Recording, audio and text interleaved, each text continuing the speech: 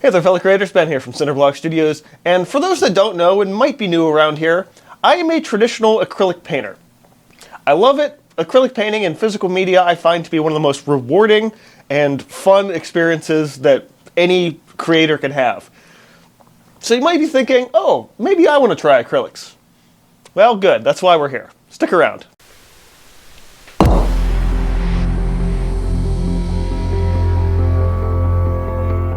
So while I'm sure some experienced painters will find some references that are useful in this video, this is pretty much the ultimate guide to painting in acrylics for beginners. Part 1. What is acrylic paint? Acrylics are a common type of paint that uses a plastic polymer as a binder. Acrylics as a paint for artists have been used since the mid-20th century, and they're generally considered to be a much safer and more accessible painting medium for artists other than, say, traditional oils. Acrylics are widely available all over the world, but they can vary a little bit depending on brand and quality. Part 2. Getting started. The tools.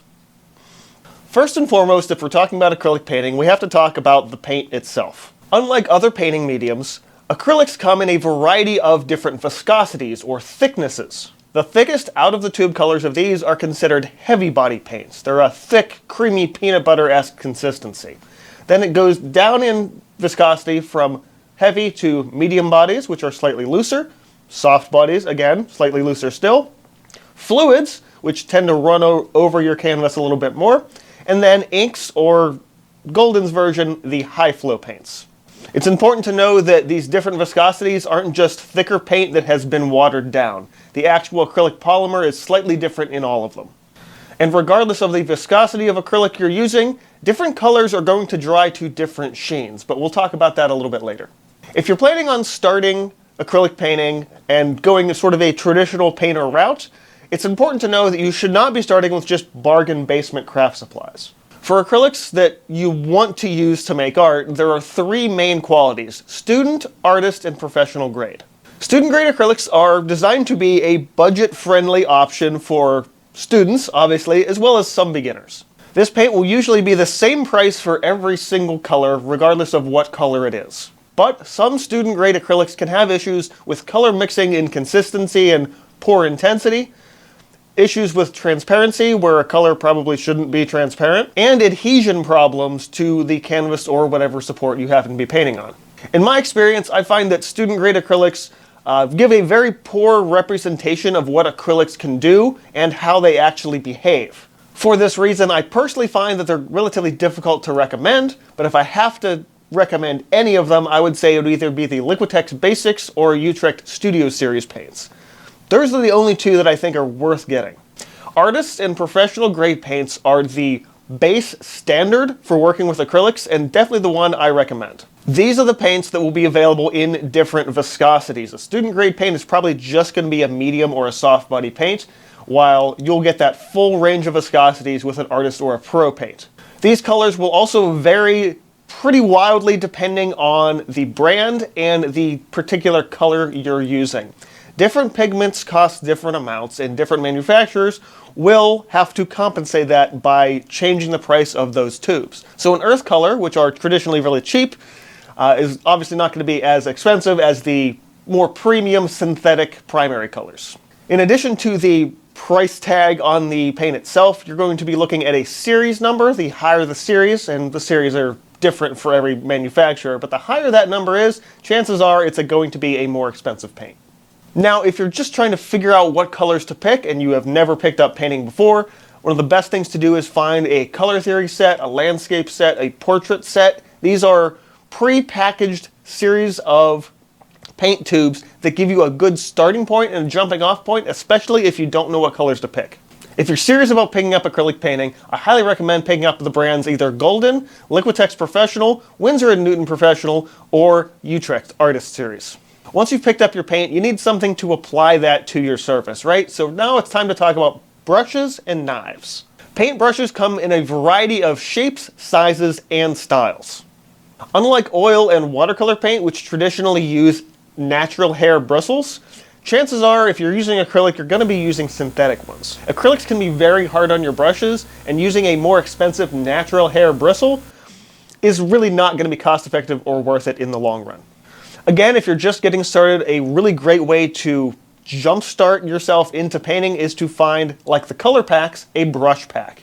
There's a lot of companies that will sell just a little simple variety of rounds and flats, which keep you moving and make sure that you have a nice starter set of brushes. Brush packs are a great way to build up your first working set in that sense. For acrylics, you don't need 100 different brushes. A lot of artists will have them. We're sort of hoarders and collectors in many ways. You need one brush for one particular thing, especially if you've been painting for a long time and you know what you need. In the grand scheme of all painting, all you really need is a couple of different sizes of rounds and flats, and then maybe a thinner, smaller round and a liner. That'll get you through most painting. Now, painting knives are used to mix color on your palette, and in some instances also apply that color directly to the canvas. Just like brushes, they come in a variety of shapes, sizes, and styles, but it's best to just start simple. If you're concerned about your brushes in any capacity, though, there are alternatives to using brushes at all. Again, you can just simply use the knives. There are silicone and rubber color shapers that certain companies make, or there's even some little foam shaper tools. You can usually find these in the bargain basement section of your hardware store for like 50 cents. Every one of these options works just fine for acrylic. Then, of course, comes where do you mix your paint? What do you do for a palette? There are going to be several different options depending on your individual painting style and your individual needs. Traditional wood palettes are widely available, super cheap, but they do tend to have problems with a buildup of paint over time, and a lot of cheaper wood palettes aren't sealed, so that absorbs into that wood and the wood begins to warp. Plastic palettes are still pretty cheap and last a lot longer. However, if you don't clean a plastic palette right away while the paint's still wet, just like wood, that paint can build up over time and that palette will be probably unusable. Palette paper, and alternatively just wax paper from your local grocery store, are a great alternative as well. Because it's just on a simple sheet of paper, you can just fold it up, crumple it up, and throw it away for quick and easy cleanup. The downside to palette paper, though, is because it's paper, you have to keep buying more and more of it. Now, my particular preference is either a glass or ceramic palette. These are easy to clean whether the paint is wet or dry, and they're kind of infinitely reusable. The only problem is they're either glass or ceramic, so they can break. The final main thing to consider is your substrate, your thing that you're painting on. For most traditional techniques, and the most basic is, of course, canvas. Canvas boards are actually a great economical way to get started with painting. They're usually a relatively thin piece of canvas stretched around a piece of cardboard.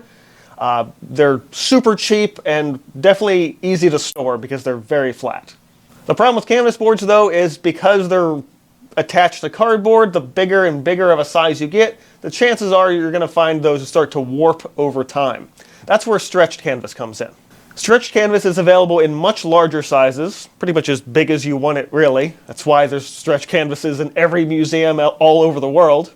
For the most part, you're not going to have any problems with that warping or bending unless there's a problem with the wood stretchers themselves, and that only happens on really cheap stuff. The one thing I find that new artists struggle with a bit with a stretched canvas, though, is the little bit of bounce and give that a stretched canvas has. Think about like painting on the top of a drum. It has a little bit of a give every time you press the brush to it, and it's something that, if you're not used to, can be a bit of a learning curve. Another very popular option for artists is wood panels. Wood panels are a great alternative to canvas and actually have a lower absorption rate, so your paint will actually stay wetter on the surface a bit longer. Now, while high quality wood panels are available from craft stores and art supply retailers, there's actually a decently big market for found wood supports. Think something like an old dresser drawer that you just knock the bottom out of. This can then just be used for a painting, provided it is properly gessoed and sealed. But we'll get to that later. Another option you might want to consider, especially if you're just going to practice, is basic corrugated cardboard. Honestly, cardboard is probably your best friend when it comes to practicing techniques and getting comfortable before you jump to either wood or canvas. Additionally, if you're doing any more graphical style painting, something like with a ink or a fluid paint, chances are you're going to find that just a nice thick paper is more than enough to work with that paint. Obviously, very wet paint and very thick applications will warp thinner papers, but if you get like a nice thick watercolor paper, you shouldn't really have much of a problem. And the final main tool that I recommend is some painting clothes. Don't know how messy of a painter you're going to be. Make sure you wear something you're not afraid to get stained or have dried paint in it. Acrylics are a permanent medium, and when they dry, for the most part, they're not coming out. Lay down a drop cloth if you need to, a cardboard backing on a table you're working on. Just take the precautions, because you don't know what a stray fling of the brush is going to do and where that paint is going to land. Now, before you start a painting, there are a few things you can do to get more comfortable with your paint. There are simple exercises that you can do to learn about the paint itself, as well as inform you better before you get started on your first painting. Color wheels and value scales are a great first jumping off point here. Learning the range and mixing qualities of your paint, whether that be acrylics, oils, watercolors, whatever paint you happen to pick up, is a very valuable thing. Being able to make the difficult decisions first with learning to mix certain colors to make the color you need before you get in the middle of a painting can save you time and a lot of headaches and frustrations. While you can buy pre-made color wheels, I highly recommend making one of your own. Start simple, grab 3 primaries, and just mix your basics of red, orange, yellow, green, blue, purple. And if you need the example of the color wheel, there's one here. Knowing exactly what your 3 primaries that you've chosen can do can really make a much easier and more relaxing painting experience down the road. It's important to note that making your own color wheel isn't just a beginner exercise. I do it a bunch, especially when I pick up a new type of paint. I want to be sure exactly what I know all of those colors can do. And whether I'm making a color wheel or a bigger color map, those exercises really help me out down the road. A colorful value scale will also help you learn a wide range of mixing before you get started on your painting. Rather than just simply a white to black value scale, pick 2 complementaries. So red and green, blue and orange, yellow and purple, and in the middle, you're not going to hit a mid-tone, you're going to hit brown, because that's what happens when you mix your complements. Learning to mix complex browns using your complements is a wildly useful thing and will also save you from having to usually buy brown paint. Although I should say that later on, as you continue to paint more and more, if you choose to do so, a tube of convenience brown can be helpful, but it's important to know how to mix those on your own first. Another great exercise before you get started is just figuring out what your brushes can do. Pick a dark color and just one basic brush. This is where cardboard can be extraordinarily useful, because then you can just take that brush, you can push with it, you can pull with it, tap it, smear it, do anything you can possibly think of with that brush and that paint, and sort of map out all of those different marks that you can make. Once you understand what your brush can do, when it comes time to actually do that on a painting, you can feel a lot more comfortable going in. For a little bit more on this topic, check out my brush techniques video available in the description box below, as well as in the card appearing on your screen in the upper right-hand corner right about now. Basic techniques. For the techniques in question across this video, I am basing this on the standard use in my studio of heavy body acrylics. Thicker paint with just a drop of water, usually by wetting the bristles of your brush, will go a very long way. Obviously, it depends a little bit on your desired look, but that first layer of paint, for me, is often a lot of crisscross strokes. Crisscross, side to side, up and down, these simple motions are usually good for that first layer. Unlike the more relaxed painting experience of oils, where the paint stays wet for days, if not weeks, acrylics dry very, very quickly. And in that sense, acrylics are all about layers. That's a very important thing to remember. I will say it again. Acrylics are all about layers. While blending is possible to some degree, and we'll talk about that in a little bit, I do have to say, though, that layering will bring out, in most cases, the best look and feel in your paintings. The first few layers of whatever painting you're working on in acrylics, you're going to use a little bit more paint, and then as you get to the later on layers, you're using a little bit less and a little bit less. This is primarily because the rough texture of a canvas, or even the mild texture of a wood panel, will absorb that paint in, and as you lay on more and more paint, it's just a much smoother surface on top of that, since it's paint over paint. Now, as you start working on those upper layers, you're going to be doing things like thinning your paint and adding glazes. Acrylics can be thinned just by adding a little bit more water into that paint. For very, very, very thin applications, you can use an acrylic medium. Again, we'll talk about that a little bit later. but it's not required under any circumstances. You can just thin it down with water. Thinning one color down, or simply just using a more transparent paint color, will create interesting faux mixes. The best way to think about glazes is it's a tool to make things look a little different color-wise. I often use glazes as a way to rectify colors that I didn't really like how that color looks. We'll just glaze something over top of it. Think about looking through a stained glass window. Whatever's on the other side of that window is going to be shifted to whatever that color of that stained glass window is. So a stained glass window in this case acts as your glaze.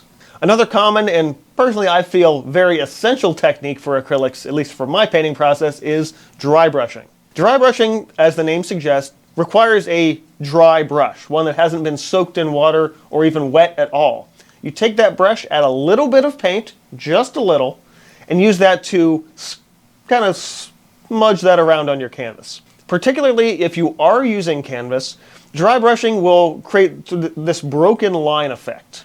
It's a rough looking buff of color that, unlike glazing, which completely changes the underlying color, this will still let some of the other underlying colors show through. For more on this, I have two different videos on dry brushing, one where I do a waterfall over a black substrate, the second where I paint a nebula in space. I give you a much better idea of that idea of dry brushing in those videos. Once again, card in the corner and description box below for those links. Now sometimes you need to do some blending or smearing of the paint that doesn't involve a brush. You'll often see in videos of other artists painting, they just take their finger or their knuckle and just smear a little bit on the canvas. This is a really basic technique, and you'll probably find yourself doing it as you paint. A little finger smudge here and there can actually go a very long way. Additionally, paper towels or tissues can be used in order to wipe away some paint or even do some other types of dry brushing techniques. And of course, remember your painting knife. You can use that knife to mix thicker areas of paint directly on your canvas. Some artists, knife painting is their choice. It is a long-standing technique used by a number of dedicated professionals. And while fine details with just using a knife can be a little difficult to achieve, it can be a very freeing way to explore new styles and techniques. Do note though, if you're knife painting, chances are you're going to be using a lot more paint than you otherwise would with a brush. Additionally, again, using a knife will require probably a thicker viscosity of paint, like a medium or a heavy body, where your chances are probably not going to be able to really do that with a liquid or fluid. I will say though as well, if you are a non-objective or abstract painter, a decent amount of knife work is something that you'll probably really love. Now when it comes to actually blending in acrylics, there's a bit of debate over exactly the best method for this. While there are additives you can put into your paint to slow that drying time, I've found that both a bit of experience and experimenting not only saves a little money in your wallet, but also makes you a more resourceful painter in the long run. Depending on how big of an area we're talking about here, using notably more paint will certainly help you blend those colors together a little bit more evenly. Now, acrylics can be a little bit difficult to blend in large areas, especially if you're using a heavy body paint. This is why a lot of artists love a softer body or fluid paint to lay down that color and blend. It's also important to be selective with how you're blending and layering that paint. You don't necessarily have to lay down a bunch of color and try to blend it all in at once. Do little sections at a time. Slow down your process. Chances are you're going to thank me later. Once again, I have another great tutorial on this one already. The blending and layering techniques. You can find that again in the description box below for that link, as well as in the card over here. Optional tools. In addition to the basic tools of acrylic painting, there are a number of optional tools that you can buy in order to really change the properties of your paint a little bit and change your painting techniques and experience. The first of these are acrylic mediums. Acrylic mediums are specifically liquid additives that you can add to any viscosity of paint to change the working properties. Most mediums are also going to make your paint more glossy when it dries. The most basic of these is acrylic fluid extender. This just simply makes it so you can have a little bit more paint without squeezing more out of the tube. My particular favorite brand, Golden, calls theirs GAC 100. Glazing liquid does a similar thing, but talking about glazing from before, glazing liquid, available both in satin and gloss varieties, will optimize your paint colors for more accurate glazing layers. If you're planning on doing a lot of glazing or expect to do a lot of glazing, I do highly recommend picking some of this liquid up. Additionally, there are gels and pastes sold by a handful of companies and usually come in jars. These products will drastically change the look and feel of your paint. Some gels are a little thinner and will thin out a heavy body acrylic, while others will actually make it notably thicker. Most gels are also available in different ranges of sheen, from gloss to semi-gloss to matte. It's important to know that each brand that makes different gels and pastes, some people might refer to these as texture mediums, everyone has their own set. There's not a standardization across the board here. Every brand has their own different set of them, so there's a lot of different options for artists to experiment with and choose from. The overall takeaway for this, though, is to remember that gels are essentially a transparent medium, and when mixed into your paint, they will make it more of a translucent glaze type of a paint, and a paste is always going to be opaque. Now, when you finish a painting, you might be thinking about some sort of a protective coating, a varnish, a clear coat. Unlike oil paintings, however, acrylics don't need to be varnished the way oils do. And while you don't need to, many artists do still choose to varnish their paintings. Varnishing a painting creates a protective barrier across the painting surface, which helps protect it from things like dust, surface grime, general human and animal exposure, anything that exists in your environment that could over time stick to that painting. The varnish helps protect the painting. Now, by definition, a varnish is a removable layer, something that you can strip back if it gets too dirty and reapply. But again, because acrylics are a polymer plastic-based medium, they don't need to be varnished under any circumstance. It's just a personal preference that some artists have. Personally, I prefer a non-removable acrylic gloss clear coat. I do this for a couple of reasons in my work. The first of these is to unify the surface sheen. As I mentioned earlier, different paints dry to different sheens. Some are very matte, some are very glossy. A lot of times, like your blues and your greens are going to be very glossy when they dry, where more earth tones tend to lean a lot more matte. So when you're finished with an acrylic painting, you might notice bright shiny spots and then dull other spots. A simple clear coat will either make it, all glossy, all matte, whatever you happen to choose. Personally, I like using gloss because it really amplifies up my darks, exemplifies that contrast more, and just makes the painting a lot nicer, in my opinion. Plus, a simple clear coat, again, unifying everything on that surface makes it a lot easier to clean, especially for dust. Myths, misinformation, and big no-nos. Like any medium, and like any video platform like this, you're going to have a lot of different opinions and a lot of different artists sharing their experience as gospel truth. So here's a few things I thought of that are things that are said a lot, but are very wrong. The first of these is mixing with water. I mentioned earlier that you don't need any other special mediums to thin down your acrylic paint. You can just use water.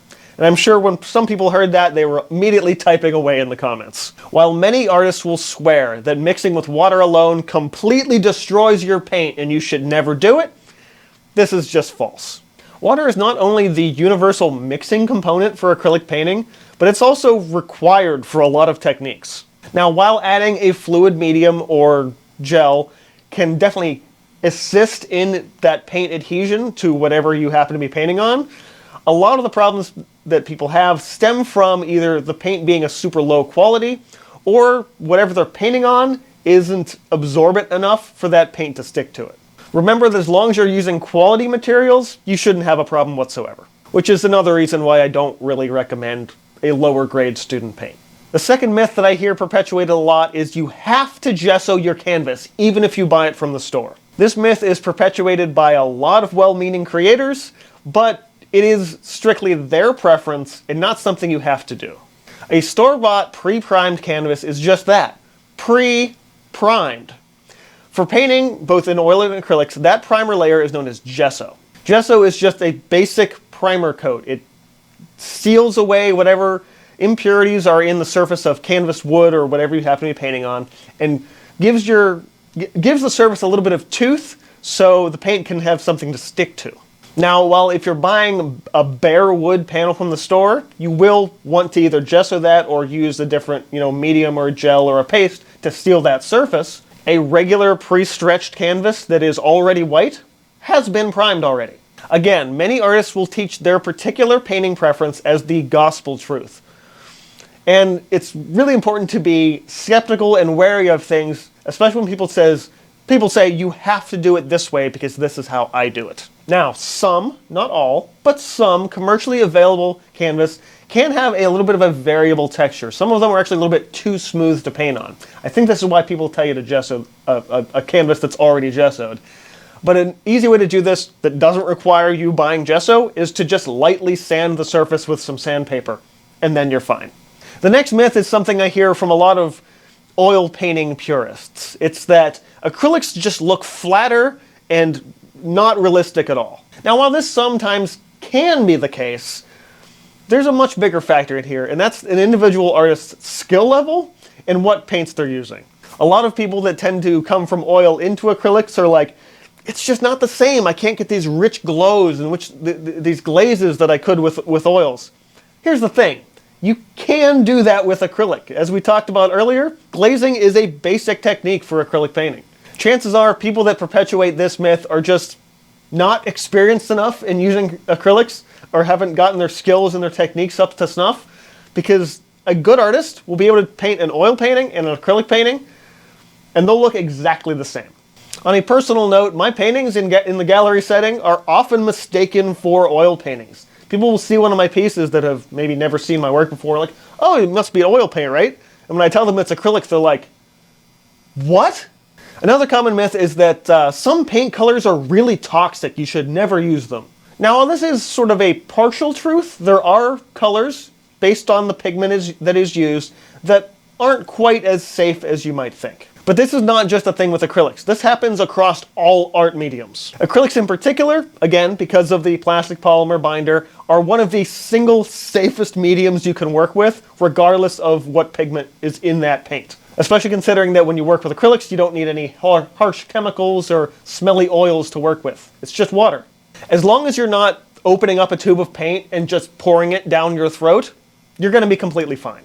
The danger is primarily with the dried pigment, which is taken care of in the place where they manufacture the paint. So the risk to you as an individual artist is very, very, very, very low. But if you still have problems or reservations working with some cadmiums or cobalt-based paints, there are plenty of alternatives that work just as well. The final big myth, and we've touched on this a little bit earlier when I talked about glazing, is that acrylics are just an opaque medium. Acrylics are opaque. Opaque, opaque, opaque. And they're super thin. There's no transparent acrylics. There's tons of transparent acrylics. More than half of the colors I have in my studio are transparent colors. Acrylics aren't just an opaque medium. Now, while student grade paint will, in many ways, sort of create, for the most part, a unified opacity to that paint with just a slight variation, again, the higher quality artist and professional grade paints are going to wildly vary depending on the color. Another sub-myth within this is that some people think the quality of the paint, especially for acrylics, means that, oh, if it's not opaque and doesn't cover in one layer, it must not be of any quality. Not necessarily the case. When buying paint, the easiest way to figure out if you're getting an opaque color or a transparent color or a semi-opaque, semi-transparent color is to look for this little box indication on the paint tube somewhere. If it's a solid black box, that is an opaque color. A slash in the middle is semi-transparent. A slash in the middle with half a black box is semi-opaque, and just a empty box is a transparent color. Regardless of your skill level, next time you're out at a place that sells paint and has all the tubes lined up that you can see, have a look around and see how many colors of acrylics are actually transparent. Cleanup and storage. Now, if you want your brushes to last a decently long time, it's important to make sure that you're cleaning them properly. Make sure to clean as much of the paint out of the brush as you can when you're not using it, and don't let it sit in your water bucket for too long. Final cleanup should be done immediately after painting, and depending on how long your painting session is, you might actually want to do some big cleanups of your brushes as you go. A simple soap and warm water is more than enough to just get all of that paint out of your bristles. Make sure to massage the bristles in your hand or just against the sink itself, because a lot of times there will be some hidden paint buried deep in the ferrule a little bit. To dry, lay them flat on a towel or paper towel, something to absorb that water out of the bristles. Or if you can manage to rig up a system to hang your brushes vertically, that way all of that water drips down. Paint brushes have the bristles glued in and crimped to that ferrule, and over time those bristles will loosen, especially if you let water get into that space. Now, acrylics don't separate the way oils or watercolors do in the tube, but that doesn't mean you should be careless with how you store them. Flat and away in a box, especially if you can't have the luxury of having a nice shelf of them in your studio space, especially if you don't have a studio space, is generally the best way to keep them. I've seen some artists put Gorilla Clips on them and hang them up, which might look cool in an Instagram post, but is completely impractical in real life. Be sure the caps or lids are on tightly to avoid any buildup of excess paint, as well as having any air get in there. Any exposure to air or additional moisture in the tube can cause your acrylic paint to mold. That's right, old paint, if not cared for, can absolutely 100% grow mold. If this is the case, you'll be able to tell as soon as you open up that tube of paint. If there's any smell whatsoever that is pungent or stringent, throw that paint away immediately. And of course, it kind of goes without saying to keep the tubes even well sealed away from things like moisture and high humidity. Now, when it comes to storing your art, if you're not just putting everything up on a wall, and the more you paint, chances are you're going to run out of space eventually, it's important to know exactly how to store that canvas. Acrylics, by the nature of them being plasticky, have a tendency to stick together, especially in the summer months. It's best to store your work in a cool, dry place away from moisture. I would also recommend probably away from natural light as well. While most acrylic paints are what they call light fast, which is the pigments themselves won't fade when exposed to a lot of direct UV light, if you're storing them, I wouldn't put them next to a window. Additionally, a drop cloth or just a simple sheet of paper in between those canvases will help them from sticking together too much. And if you're working on stretch canvas, it's important to not let anything dent the stretched part of the canvas. I ran into this problem a few times when I first started painting on stretched canvas, is that if you let anything rest against that, it will create a dent in that surface of the canvas. Canvas is a sort of free-floating thing, so if something's sitting against that, it can poke against it, creating a distortion in the surface, and in worst case scenario, can actually poke a hole directly through the canvas. Simple rule here is wood should touch wood. So the edges of those stretcher bars, make sure they rest together. And the final tip for your cleanup is to, like I mentioned before, watch for where the dried paint is getting to. I can't tell you how many times I've picked up a brush and been just flicking paint around back and forth, really going to town, and then find out there's all of these splatters over everything. Acrylics are permanent on basically every surface they touch, so keep an eye out. This is why painting clothes are very important. And if you're going to have multiple pieces in your work area at once, make sure they're sort of out of the danger zone of getting accidentally splattered or splashed with whatever paint you're working on. Now, some dried acrylic can be removed with rubbing alcohol. See the video up here, again, description box below, on erasing acrylic paint. This is not an end-all be-all fix, though. It is a stopgap between hopefully not a bigger issue. And that just applies to painting on, your canvas or wood. Alcohol and acrylics on your clothes, no, that doesn't work. At least not effectively enough for something like this. So that is my complete and ultimate guide for all the stuff you should know if you're going to be picking up acrylics to paint with them for the first time. I know that may seem like a lot, and it's really intimidating, but hopefully through the lessons in this video, you have found that of the art mediums you could pick, this is still one of the easiest and most accessible ones. No crazy solvents, you don't need 6 billion materials. Paint, brush, water, canvas, that's all you need. So to wrap things up, acrylics are a fun, easy-to-use medium for artists of any level. Acrylics can also be an incredible introductory traditional painting medium for a young artist. So teen, preteen level. They were for me. For the seasoned professional, acrylics offer a wide variety of options, styles, techniques. There's so many different ways to work with acrylics, and if you're coming in from a different medium, I think you'll find that you can do pretty much whatever you want with acrylic paint. While there are budget options for cheaper paints, under no circumstance do I really recommend getting them. And the more you work with acrylics, if you happen to use the cheaper stuff and then try the quality stuff, you're going to understand immediately why. It's much better to use materials that work with you than against you.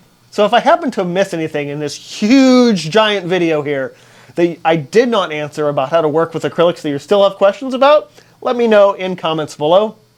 As always, if you enjoyed this, learned something, be sure to hit that like button, get subscribed if you're not already. And this has Ben from Cinder Studios reminding you to keep on creating, stay inspired, and I will see you guys next time.